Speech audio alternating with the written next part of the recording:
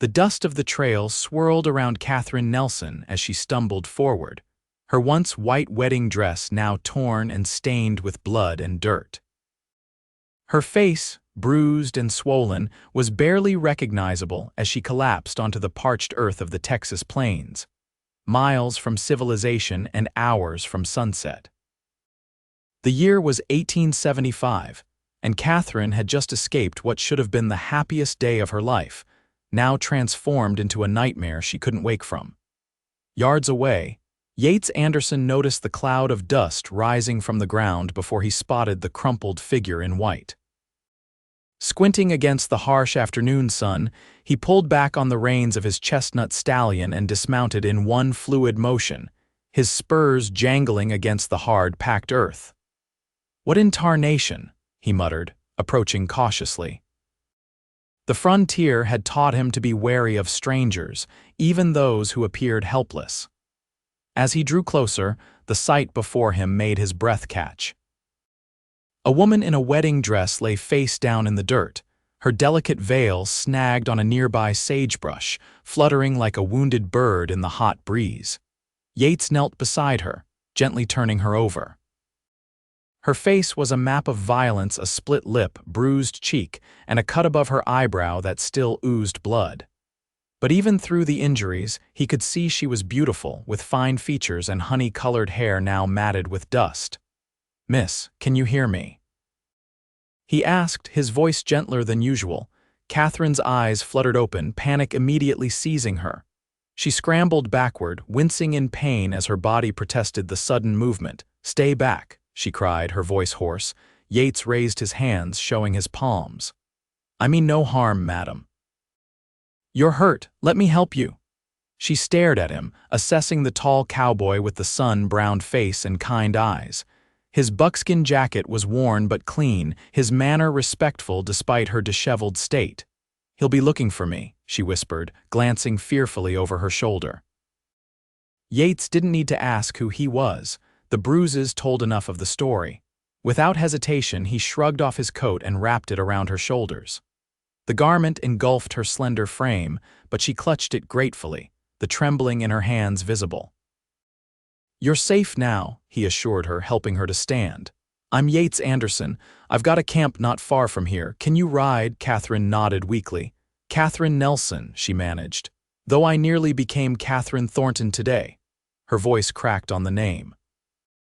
Yates led her to his horse, lifting her effortlessly into the saddle before mounting behind her. She smelled of lilacs and fear, a combination that stirred something protective in him. As they rode, he could feel her gradually relaxing against him, her exhaustion winning out over caution. His camp was modest, a small fire pit, a bedroll, and supplies for his journey to Laramie. He helped Katherine dismount and settled her near the unlit fire. "Let me tend to those cuts," he said, retrieving a canteen and a clean handkerchief. "Then you can tell me what happened if you've a mind to." Katherine winced as he dabbed at the cut above her eyebrow. "I was to marry Randall Thornton today," she began, her voice steadier now. "He's the banker's son in Clearwater. Everyone said I was fortunate to catch his eye." Yates listened silently, his jaw tightening as she described how Thornton had shown his true nature minutes before the ceremony was to begin, striking her when she questioned the cruel way he spoke to a young, stable boy. "It wasn't the first time," she admitted. "But it was the first time I couldn't hide it. I knew then I couldn't go through with it. I stole a horse from the church stables and just rode until the horse threw me about 2 miles back." As night fell, Yates built a fire and prepared a simple meal of beans and jerky. Katherine had fallen into an exhausted sleep, still wrapped in his coat. He watched her in the firelight, wondering what kind of man could mar such beauty with violence. Morning came with a burst of birdsong and the distant howl of coyotes. Katherine awoke disoriented, momentarily forgetting where she was. The sight of Yates crouched by the fire, brewing coffee in a battered tin pot, brought yesterday's events rushing back. "Morning," he said, noting her open eyes. "Coffee's almost ready." "Not the finest you've had, I reckon, but it'll warm you." Katherine sat up, wincing at her stiff muscles. "Thank you, Mr. Anderson, for everything." He handed her a tin cup of steaming coffee. "Just Yates, please, and you're welcome, Miss Nelson." "Katherine," she corrected. Sipping the strong brew gratefully over breakfast, they discussed her options. Returning to Clearwater was out of the question. Thornton's influence reached too far, and her family, though sympathetic, would insist she honor her commitment. "I have a sister in Denver," Katherine said hesitantly. "I haven't seen her in years. She married against my parents' wishes, but she might take me in." Yates nodded thoughtfully. "Denver's a fair piece from here, but I'm headed north anyway. I could see you safely there." Katherine studied him, this stranger who had shown her more kindness in one night than her fiancé had in months of courtship. "Why would you do that for me?" He met her gaze steadily. "Because no one deserves what happened to you, and because a lady shouldn't travel alone in these parts." 2 days into their journey, they stopped in a small settlement to purchase supplies and proper attire for Katherine. Her wedding dress, now hidden under Yates's coat, attracted too much attention. In a small general store, she selected a simple blue calico dress and sturdy boots. "You look more yourself," Yates commented when she emerged from behind the store's changing screen.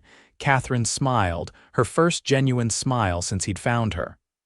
"I feel more myself." They bought provisions and continued northward, establishing a comfortable routine. During the day, they rode together, Yates pointing out landmarks and sharing stories of his life as a rancher's son turned wanderer. At night, they camped beneath the stars, maintaining a respectful distance that grew smaller with each passing day. On the 4th night, as they sat by the fire, Katherine asked the question that had been on her mind. "What's in Laramie for you, Yates?" He poked at the fire with a stick, watching the sparks rise.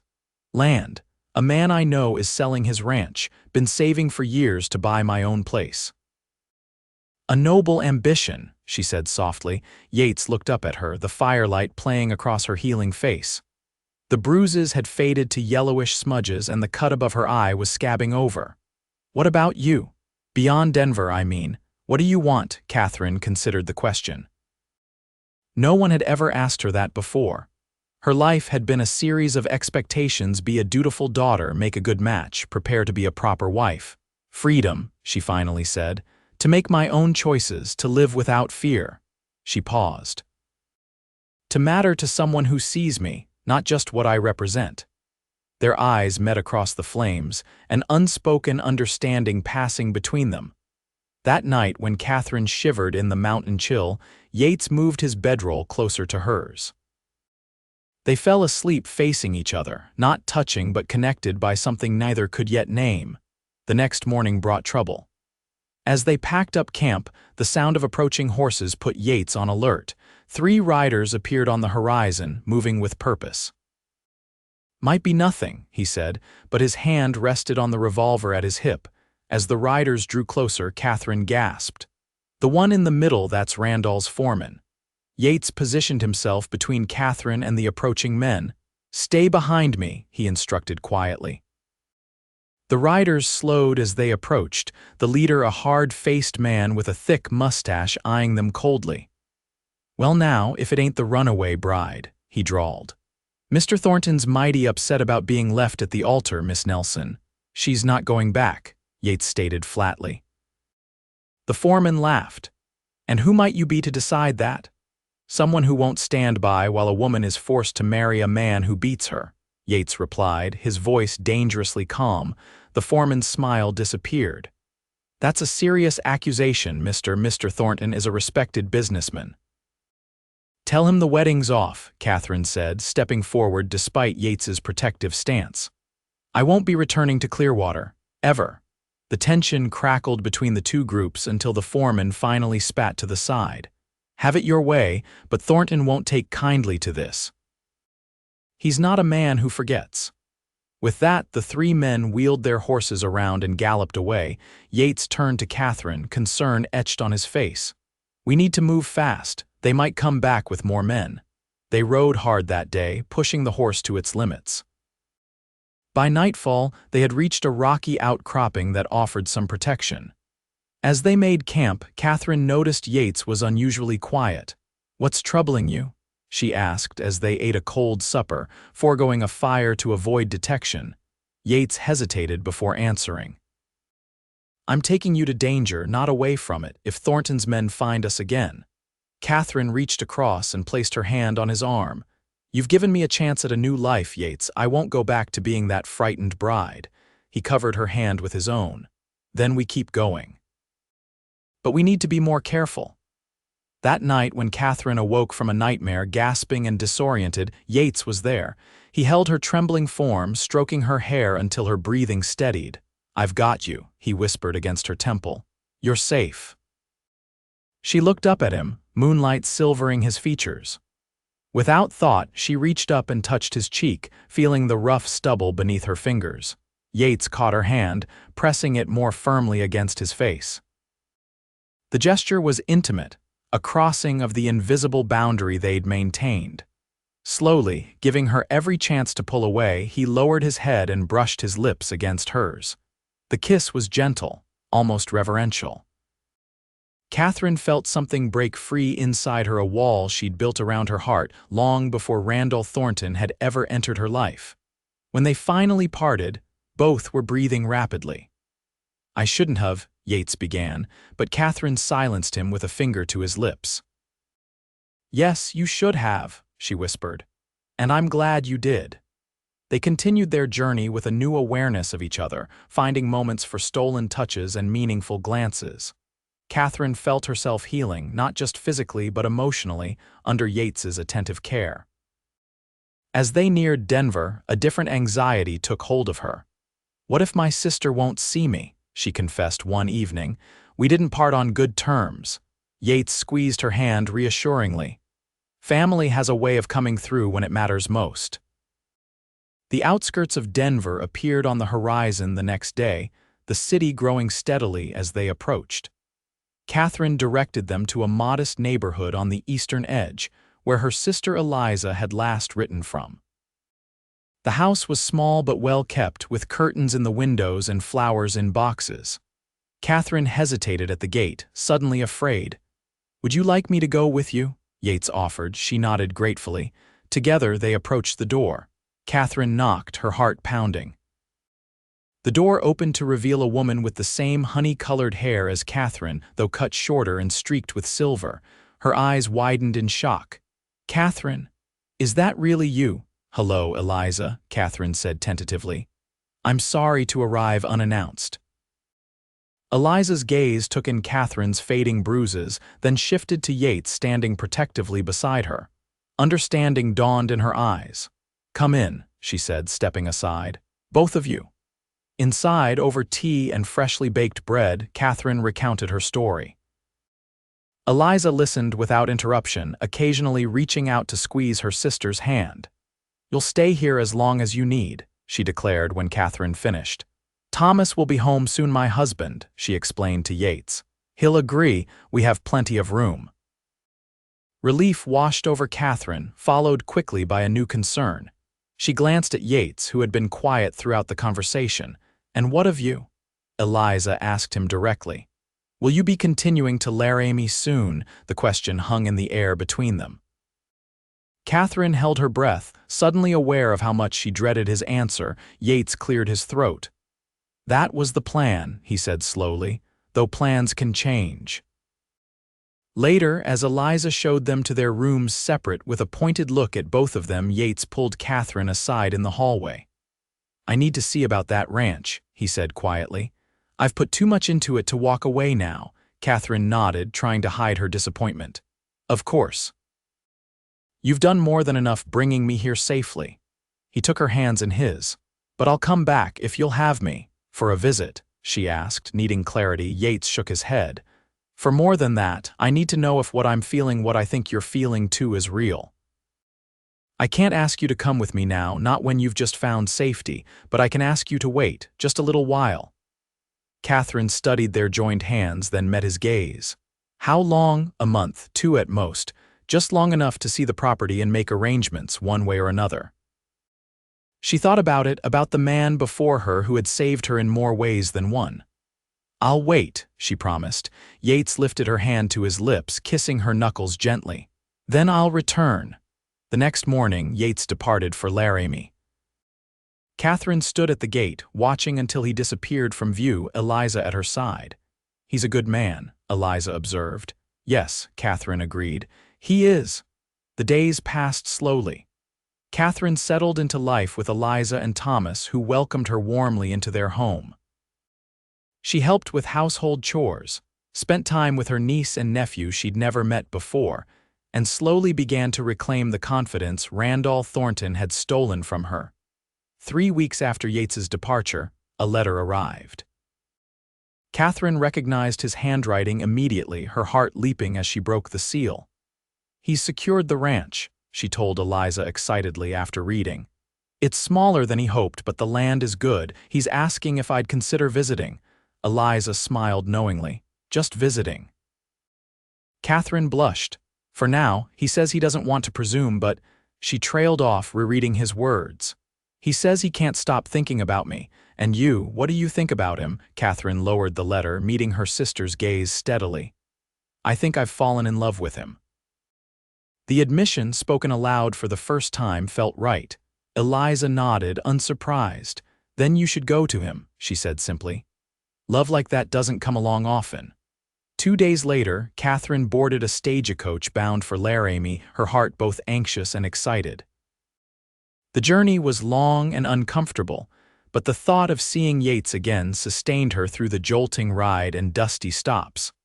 Laramie was larger than she expected, a growing town with boardwalks and proper buildings. Yates was waiting at the stagecoach stop, his face breaking into a wide smile when he spotted her. He helped her down, his hands lingering at her waist. "You came," he said, as if he couldn't quite believe it. "I promised I would," she reminded him. He led her to a waiting wagon, loaded with supplies. "I thought I'd take you straight to the ranch, if that's all right. It's about an hour's ride." As they traveled, Yates pointed out landmarks and shared his plans for the property. Katherine listened, enchanted by his enthusiasm and the way his eyes lit up when he described the future he envisioned. The ranch came into view as they crested a small hill, a modest cabin with a large barn and corral, nestled against a backdrop of rolling hills and distant mountains. "It's beautiful," Katherine breathed. Yates looked at her, his expression serious. "It needs work, it needs a woman's touch." He paused. "It needs you, Katherine." She turned to him, surprise and hope mingling in her chest. "What are you saying, Yates?"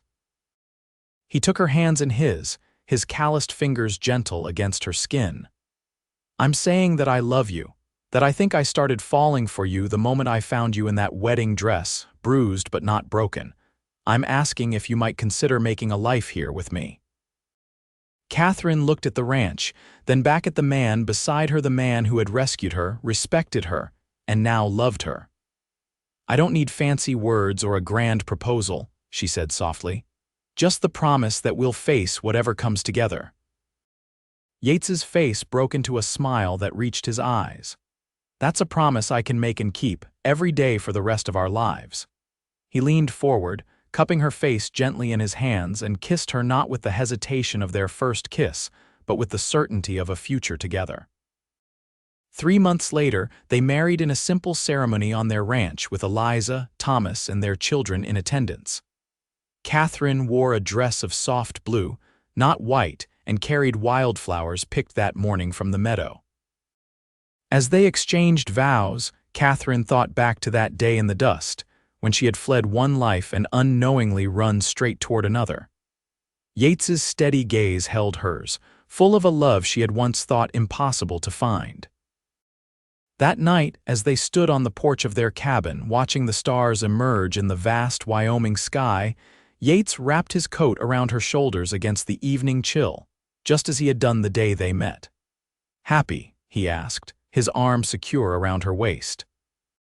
Katherine leaned into him, feeling the steady beat of his heart against her side. "More than I ever thought possible," she answered truthfully. Years passed, and the ranch prospered under their joint care. They added rooms to the cabin, as their family grew, first a daughter with Yates's dark hair and Katherine's gentle spirit, then twin boys who approached life with their father's steady determination. On the 10th anniversary of the day Yates found her, Katherine stood in the same meadow where they had exchanged their vows, watching her children play among the wildflowers. Yates approached from behind, slipping his arms around her waist. "Penny for your thoughts, Mrs. Anderson." She turned in his embrace, noting the silver beginning to thread through his dark hair, the laugh lines deepening around his eyes. He was more handsome to her now than when they'd first met. "I was thinking about how sometimes the worst day of your life can lead to the best," she said, reaching up to trace the line of his jaw. "If I hadn't run away that day, if you hadn't found me, if you hadn't collapsed in the dust and I hadn't wrapped you in my coat and kissed you." He finished with a smile, referencing the story they now told their children, a gentler version, appropriate for young ears. "Exactly that," she agreed, rising on tiptoes to kiss him. Over his shoulder, she could see their home, the expanded cabin with smoke curling from the chimney, the thriving garden she'd planted, the corral where Yates trained horses now sought after throughout the territory. It was a life built on mutual respect and deep love, far from the controlling relationship she had narrowly escaped. "We've come a long way from that day," Yates murmured against her hair. Katherine nodded, thinking of the frightened bride she had been and the confident woman she had become. "And we have so much further to go together." As the sun began to set over their land, painting the sky in brilliant oranges and pinks, Yates took her hand and led her toward home, toward the future they continued to build day by day. It wasn't always easy. Ranch life demanded hard work and resilience, but it was theirs, chosen freely and cherished deeply. That night, as their children slept and the house quieted, Katherine and Yates sat on the porch swing, her head resting on his shoulder, his arm around her as always.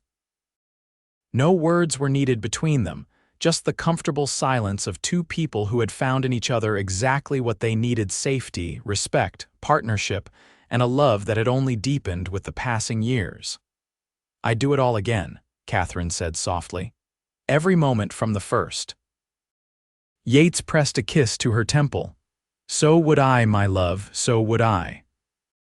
And as the stars wheeled overhead, bearing witness to their continued journey together, Katherine knew that sometimes the greatest happiness could rise from the darkest moments, like a phoenix from the ashes or a bruised bride from the dust of a western trail.